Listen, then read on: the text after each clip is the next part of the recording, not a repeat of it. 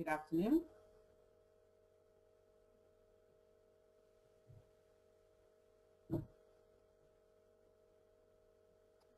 Okay, I think I can go ahead now.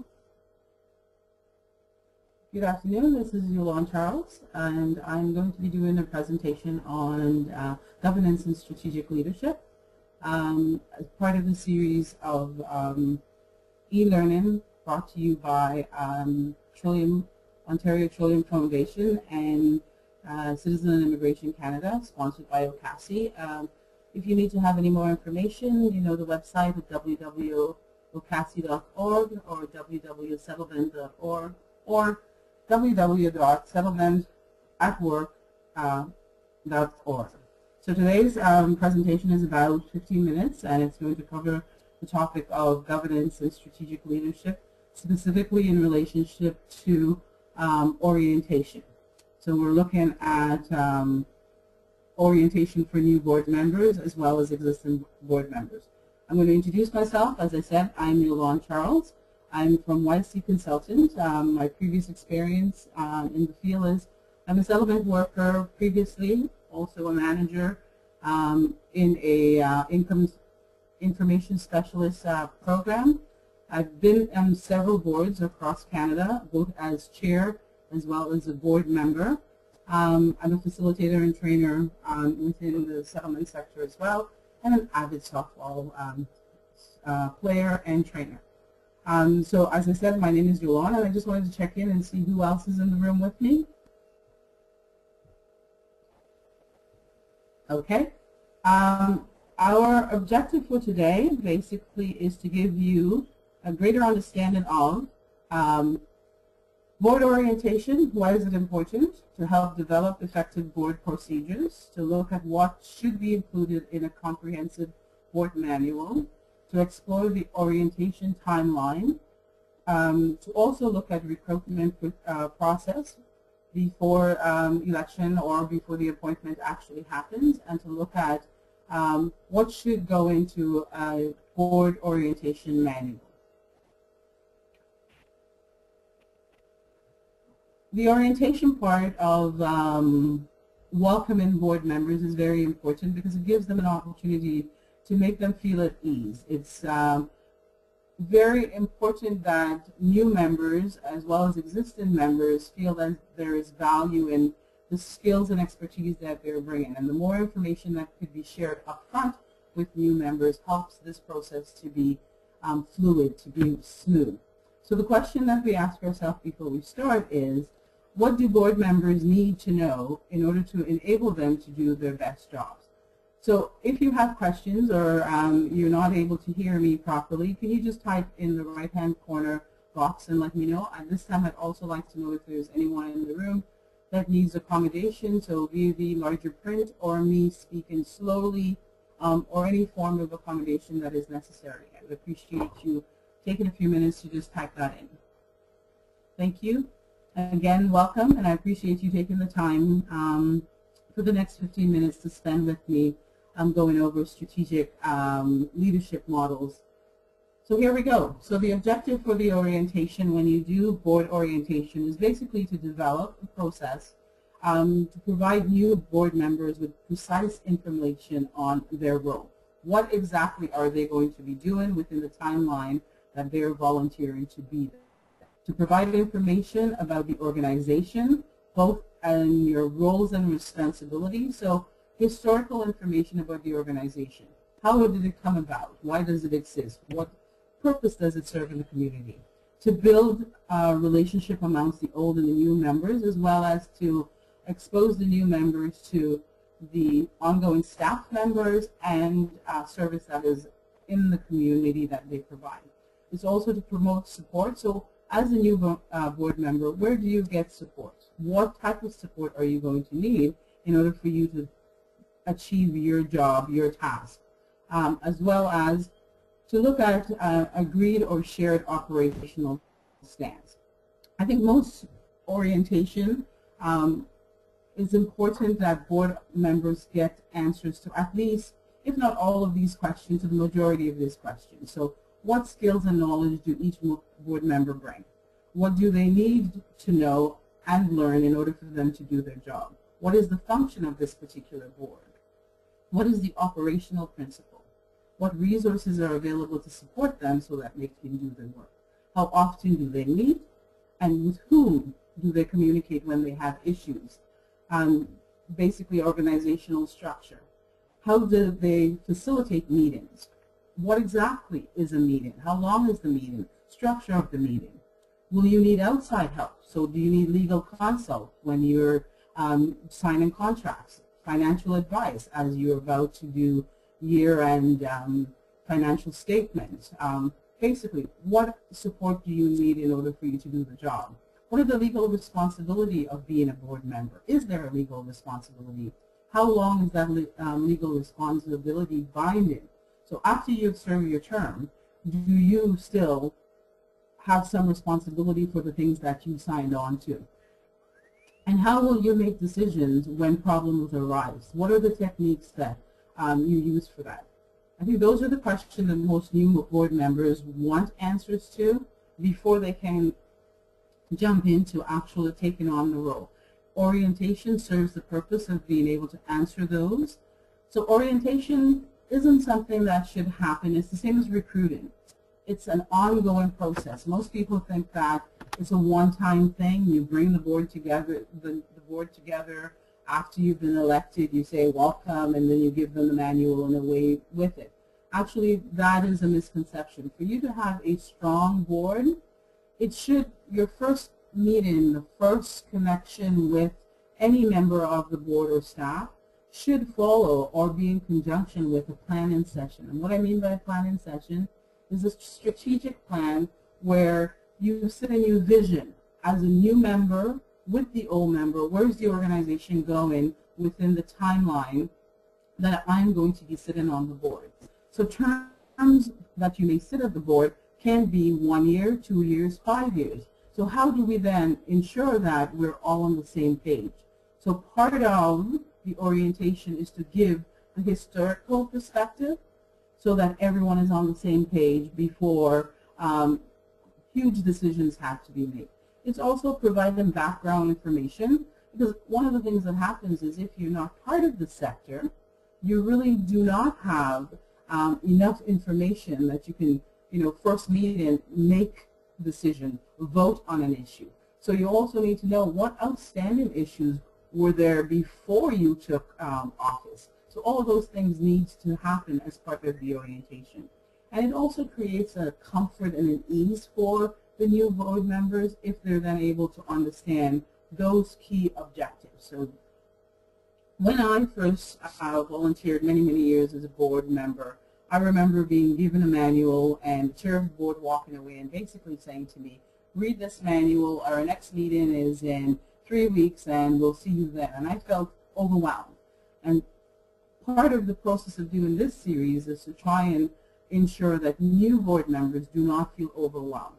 I mean, I stuck with it because I was interested in the cause. I don't necessarily know that a lot of other people, and actually some of the members that joined with me did not do their full term because the time commitment turned out to be too much for them, and that was not part of our orientation. So what should be considered and included in an orientation package? As you know, board members are coming from different educational backgrounds, different skills, different interests, different expertise. They may have worked in the sector, they may not. So how do you bring them on par?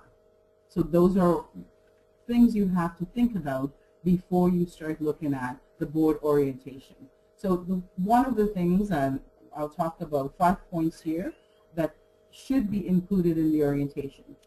A meeting with the chairperson of the board. Some people call them chairperson, some president. They should also be meeting with the executive director and the new members. You're doing this to set standards, conduct, review history, understand the vision of the organization. The executive director plays a crucial part in this role because she is the face of the organization, depending on the type of board that you are. And I'll talk a little bit more about the types of board further down in this session. Again, it's introduce yourself, so I can get a chance to say what I'm bringing to the table. I get to hear my colleagues around the table what they're bringing, what skills I can lean on when I need help. It also gives me an opportunity to have history, the evolution, and review short-term and long-term. At the beginning, I mentioned about inheriting maybe resources or work in process from the previous board. So this is the time when you want to know, are there visions that happened before, strategic plan that you're continuing, or are you starting a new one? Are everyone on the same page, and does everyone understand that? It's also the opportunity for you to dust off the policy and procedure manual, walk through it, change things, because as we all know, funding changes, program changes on a regular basis, and policy and procedural manual shouldn't just be in the cupboard and never used. It should become the Bible of operation. It should become the standard that each board member uses in order for them to know how to conduct themselves. And again, it outlines the roles and responsibility of board members and staff and the service contract. So that's a big thing, to understand who the funders are, what responsibility do we as a board have, and how do we support the executive director and the staff for them to then do their job. The journey, I started out saying, shouldn't just be a one-time thing. It's recruiting needs to happen at AGM. It needs to happen at picnics. It needs to happen at functions. You know, people are always walking through the doors. So those are moments for you to kind of look and see what skills are we missing currently around the table. When we sit at the board meetings, who is there, who isn't there? So when you're recruiting and you're thinking of looking for new board members, you should actually try to fill those voids rather than to repeat what you already have. So if we do not have a male on the board, should we be going after that? If we do not have someone that is disabled or represent the disabled community, should we be going after that? If we don't have people of color, should we be going after that? If we don't have gay, bisexual, transgender, should we also be going through that? Do we create, and how do we create that space so once we've invited them that they feel that they're welcome on the board? About a month before the process or the vote-in happens, you should basically invite the individuals in, provide them with the resource manual, and whatever tools you have to give them that knowledge, the historical piece about the organization. Then you start the interviewing process. That usually happens with the chair of the board, the existing chair, unless that person is the outgoing incumbent, and then it could be a committee that has been struck up specifically to deal with recruitment of new board member. So within the board itself, there are usually subcommittees, and again, later on in the training, and if you come back at other sessions, I spend a lot of time talking about subcommittees, roles and responsibility, and how those things are facilitated. But today, basically, I'm trying to focus on orientation and the pieces that should go in. Then you look at our orientation, make sure that the chair and the executive director is present, and then they are able to give a perspective on what they're looking for and how that person may fit into it. The timeline for this, it should happen before the election or before the appointment of the board.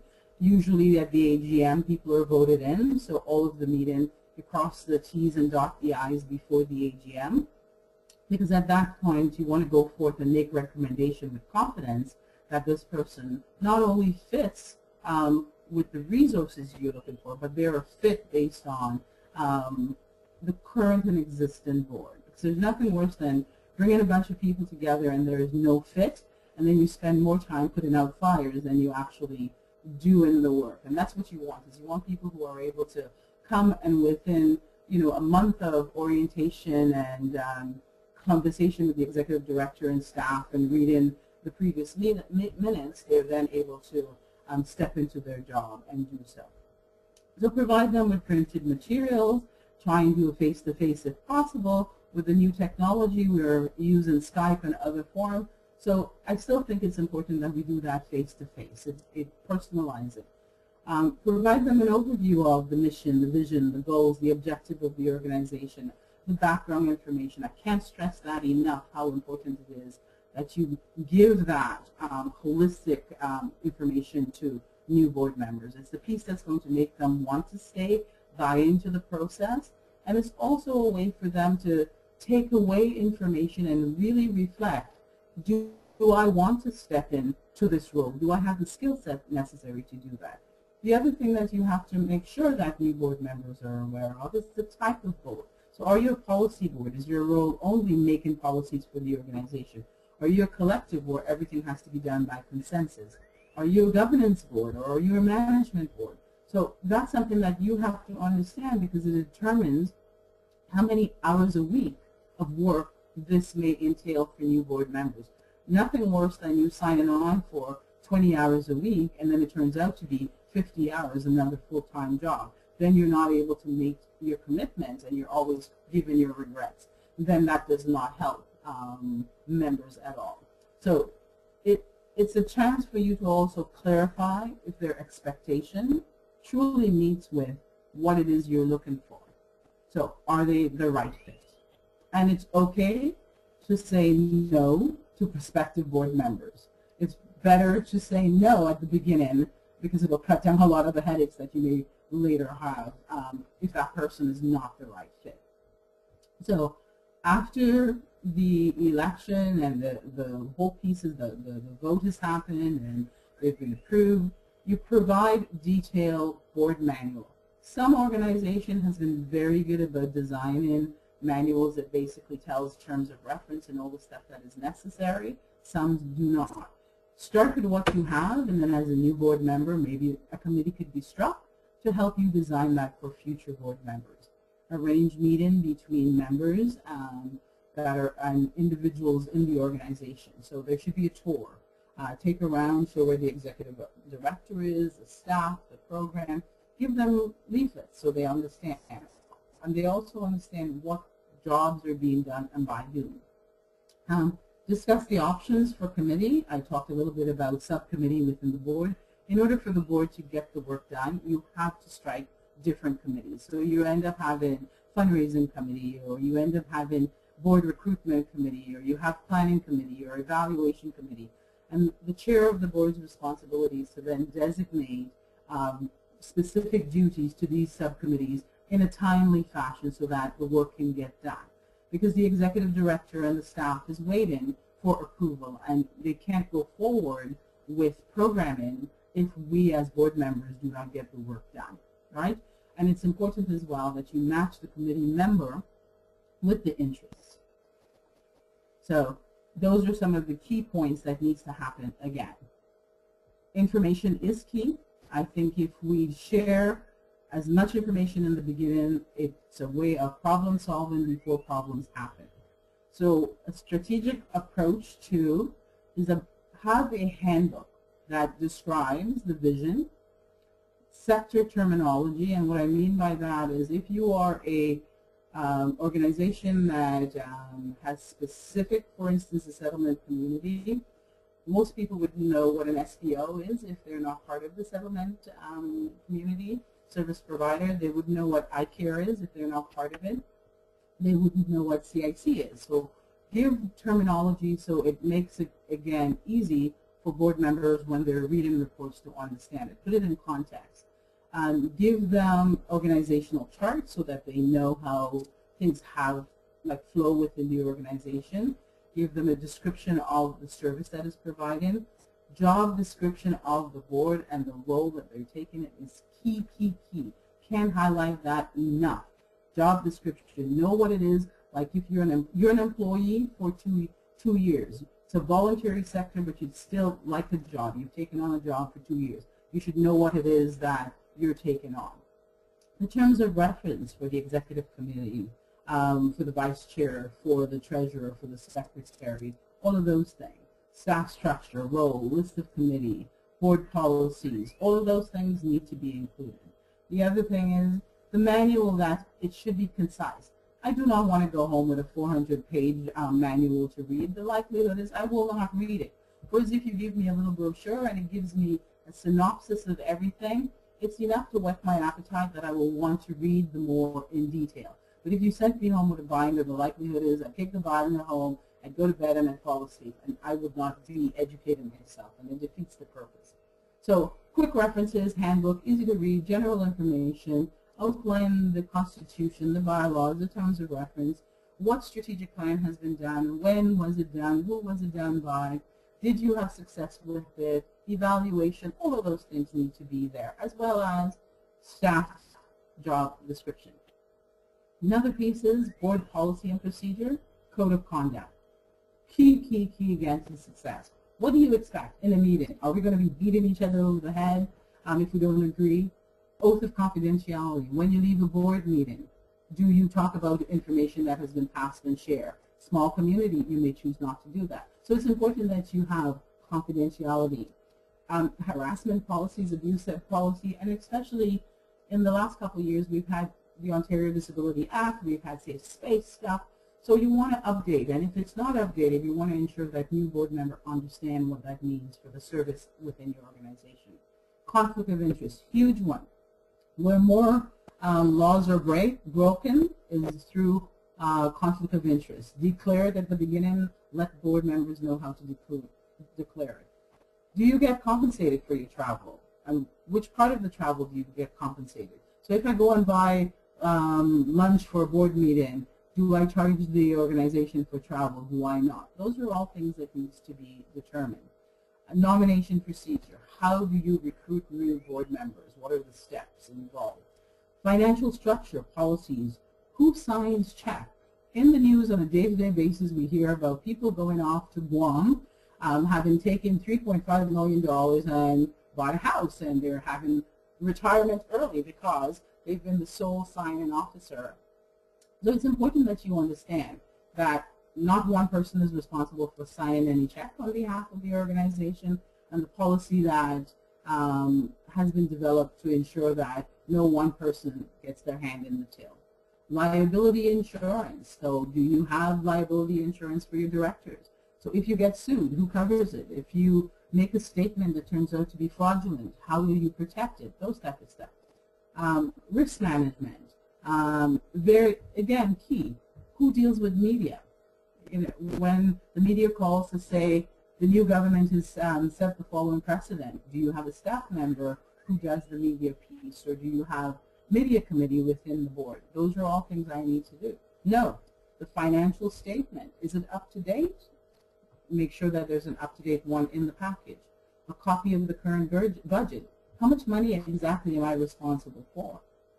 The annual general report, it lets me have a bird's eye view of what happened before I stepped into that particular role.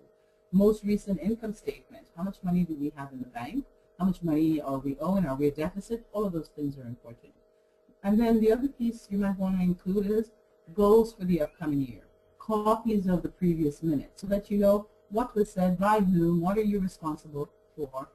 One of the things that I can say that as a new board member, everyone should do is spend some time reading the previous board minutes. It gives you an insight on the process of the board, decisions that's been made before you, and it prepares you for any glitches that may happen. Information is valuable, and it's also key. So you also want to talk about meetings and how it's facilitated. Do we do majority rule? Do we do Robert's rules? How do we actually facilitate minutes? Where are the minutes kept? Are they signed? Are they dated? All of those things, right? And then bottom line is you want to make sure that the board members sign their roles and responsibility commitment letter. That they say, basically, this is what I'm saying I'm going to be doing for the next 2 years, 3 years, 5 years, and this is how I'm going to do it. So this is just a brief introduction to governance and strategic, specifically in relations to board orientation. I thank you for participating in the board orientation webinar. Remember to take a few minutes to write any questions you may not have gotten answered for during this session. I will be back next week to answer the questions that's been posed. So please go to the OCASI form, and I online shows you that website at ocasi.org/OCASI-e-learning. And I hope to see you next time. This is a great way for us to be on the same page as organizations who are embarking on the journey of trying to get new members to meet the needs and the rising needs that organizations have. It's another extension to the staff. So look at it this way. If you currently have a complement of 10 staff and you're able to get another 5 or 10 board members, look how huge the organization is. And with proper training, proper orientation, they can help the staff to succeed at their day-to-day job. So the idea is to make sure that the members that we bring in support the work that's doing rather than hinder the work that has already been done. So again, I thank you, and I hope to see you next time.